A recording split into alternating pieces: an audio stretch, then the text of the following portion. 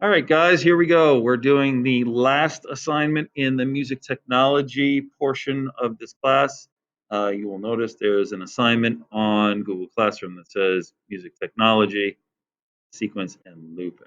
So what we're going to do is let's go through this together. It says, for this assignment, students must create a composition on soundtrap.com. That's the link that's right down here.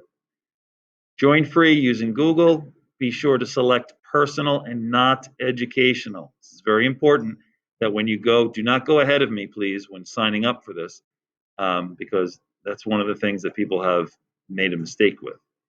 So we're going to go to Soundtrap. I'll click on the link. Right? We can always come back to the instructions. Mine has logged me in because I'm logged in on this computer. When you go for the very first time, there's going to be a button in the middle of the screen. It says, I think it says join now. Is that what it says, guys? Join now, right? Okay, so I'll walk you through this. So click on that join now button. Make sure you click for personal use, not educational use. And then you're going to sign up with Google. And then the next screen that it brings you to after you select your Google account, the next screen is incredibly important. I can't show that to you because I don't have it here, but I'm just looking on another computer. You're going to select the country, United States. And then the most important step, please make sure that you pay attention to this. The most important step, you must, absolutely must select for your birthday. Please put down the year 2000. I don't care what you make your birthday. You can make it January 1st if you don't want to even put your birthday in, but just make sure that the year says 2000. The reason for that is Soundtrap makes a minimum age for this as 13. It's not for any other reason other than the fact that I guess they just want responsibility. Has nothing to do with the content because we're only dealing with, really with musical instruments. So just put down 2000 so that we don't have any problems. And then you should be able to log in. When you join up and log in, the next thing it will bring you to is a screen that looks like mine, this one, which is like a dashboard. Okay. You'll get there in a second. I think there's like a pop-up that it just tells you something or other. But yeah, don't worry about the free trial of anything. And this is the free version of Soundtrap. Okay. So notice up here it says free user. Okay. There are going to be some limitations due to the fact that it's a free account, but there's nothing that's going to drive us nuts. We should be able to do everything just fine. We're going to be working in the studio, right? But I'm not going to click on this button just yet. It will bring us to where we want to go eventually. But what I want you to do is I want you to scroll to the bottom. It'll take me a little bit more time to scroll to the bottom than it would you guys because I have a lot of different projects that are in here. But when you get to the bottom of the page, the very first thing that you're going to do is come over here to the left-hand side, and you're going to go to tutorials. Okay. And yes, guys, personal use. Okay. And when you go to tutorials, on tutorials, when you click on that, the reason I selected Soundtrap over other programs is that Soundtrap has a very, very good tutorial section. You're going to watch the getting started in studio, this video. And then you don't need the collaboration, you don't need the beat maker, but you will need the instruments, and there are 4 instrument videos, and then 1 video on loops. Okay, but let me show you that. You guys will watch that to get started, but let me just do a quick overview. I'm going to go back. I'm going to go to the studio. Those of you in my class right now, don't worry about if you can't keep up with me. Yes, that's why I'm recording the screencast. You'll be able to go back and take a look at this. When you click on Studio, this is the first thing it shows you. Okay? It gives you the option. Do you want to do music? Do you want to do podcast?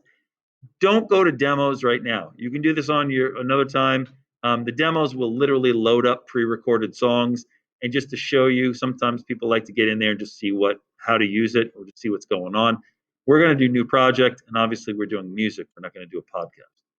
So you click on music, and you get this great big blank screen. And I know sometimes it's a little hard to see, but in the middle of the screen, if you hover over, it will highlight that you have 6 options. Browse loops, patterns beat maker, play the synth. Underneath that is invite a friend, import the file, or add a new track. What we're going to do is, since we need to use loops and sequences, right? Let me go back here and we'll just read through this real quick. Your composition must contain 2 looped tracks and 2 sequence tracks. The composition must be 64 measures in length. Both sequence tracks must use pitched instruments. Do not use drums or drum machine. Let me say that again. For your sequence tracks, do not use drums or drum machine.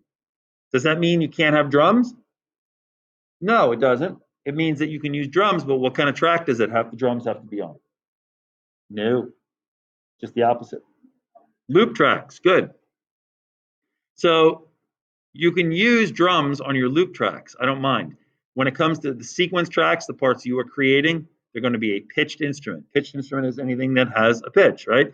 So a piano, a guitar, a bass, a saxophone, so forth and so on. So let's go back here, take a look.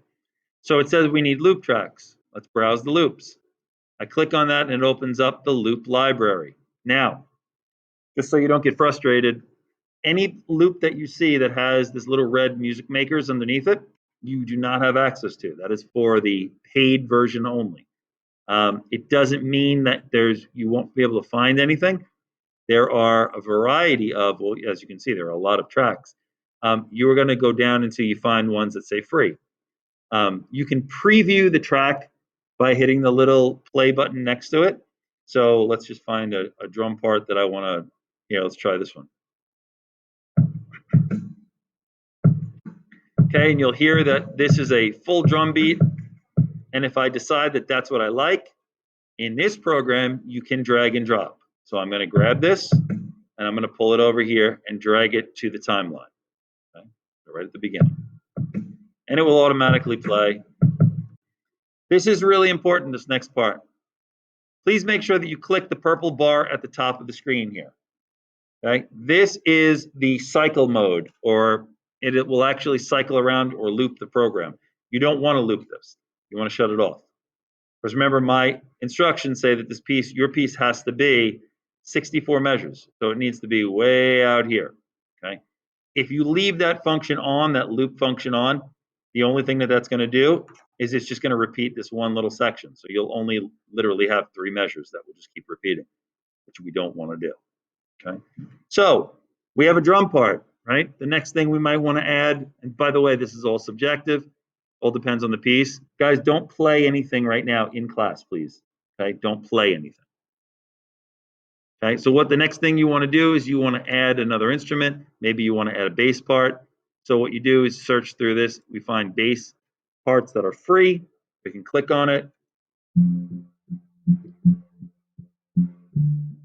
Not thrilled with that one, but maybe I'll go try this one. Yeah, there we go, something like this. So I can take this, again, drag it in, put it in there. Now if I hit play from the beginning, right, you'll notice now that I hear my drum part with the bass part. Okay, now we're starting to build this song. Well, you can go through all of these tons and tons and tons of loops that they have, and maybe I want to find a guitar part. I don't know. Let's see what this sounds like. Slightly annoying, but maybe I'll just add that for no other reason other than the fact that we'll just put something in there. So now from the beginning, it sounds something like this.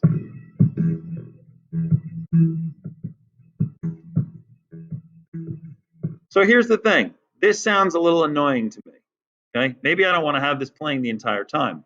Well, what you can do, let me close the loops for a second. What I can do is I can adjust it. Come down here where you see the circle, little arrow, and I grab this, and I'm going to adjust it to make it a shorter version, right? Maybe I don't want to hear it the whole time. Maybe I want to only hear it for this section. Okay, I can also grab the bottom of it and trim the bottom too.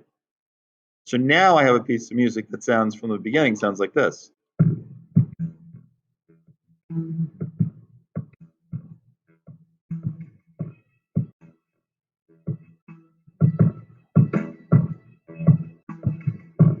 and it stops, okay? So this is where you're going to get really creative with your composition. This is, once you do something like what I've done, this is 50% of what you're supposed to be doing. 50% because remember, you have to have a minimum of 2 loop tracks. Well, right here I have 3 loop tracks, okay? But now what you want to do is we want to go and we want to add another track. We need to add a sequence track. And a sequence track is nothing more than what's called a virtual instrument. So we want to play the synth, okay? As soon as I click that, you'll see a keyboard opens up. If I come up here in the upper left, I can select from all different types of virtual instruments. Maybe I want to pick, I don't know, let's pick a piano for lack of, let's see what we got here. Fine, go look for the free ones. What do we have here? Okay, this is just a little sample of what it's going to sound like. This is not the actual music. Okay, so if I want to use that sound, I can click on this. Okay. When I click on this now, and I'm just using, by the way, my mouse. You can use the corresponding keys on your keyboard on your Chromebook. You don't need an actual music keyboard. They can be played with this, so it does become a little challenging. If you play an instrument, you play keyboards. I know some people might have a MIDI keyboard at home. If you don't know what a MIDI keyboard is, then don't even pay attention to what I'm saying. But if you have a MIDI keyboard, something that has a USB output, you can plug it in and feel free to use a MIDI keyboard with this. For the purpose of this, I'm going to play it on the keyboard, or excuse me, the keys on the computer. Okay. So close this down. And what I'm going to do is I'm going to listen to what it sounds like and maybe find something that might go along with this. So I'm going to just play it first.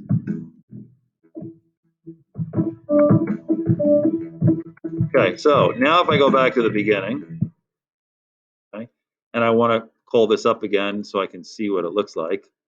And these are the notes that I'm using. I'm just going to pick a couple notes for now. Oops. Okay. So now what I can do is I'll go in here, shut the sustain off, and then I hit record. And it'll count me in.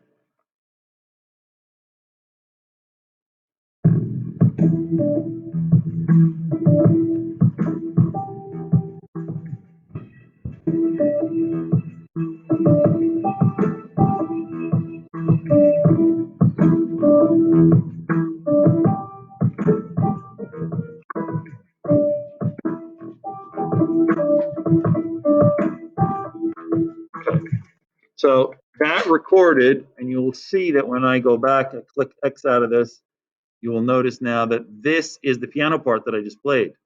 Okay.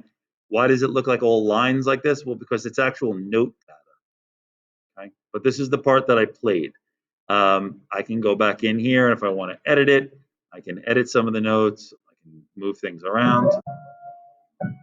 I, change any note in there, or delete a note if there's something there that I don't want. I can take it out. And this is how you would edit that part. You need at least 2 sequence tracks. So this is a piano. Maybe the next one I want to do is a saxophone. All depending on what you feel like adding. And just keep in mind that they must go 64 measures. Does that mean you have to play the entire 64 measures? No. If you notice what I did with this electric guitar part, I started with it out, then I put it in, and it's out. Maybe I'll go over here and put it back in again. You can do the same thing with the parts you play, okay? But nonetheless, you still have to come all the way out. Let's see where I am here. And you must go to the line that says 65, meaning that this is the 64th measure, so we want to fill it up. So we're going to go right there to the line that says 65, okay? So all that information must be filled up. You're going to put stuff in there. You can also do things like change tempo. If I want to hear what this song sounds like a little faster, it measures in BPMs. So maybe instead of 80 BPM, I want to do something like 106. Try it here. We'll ask you if you want to adjust it. Yes, I want to adjust. That means everything will adjust to that speed. And then I have something that sounds like this.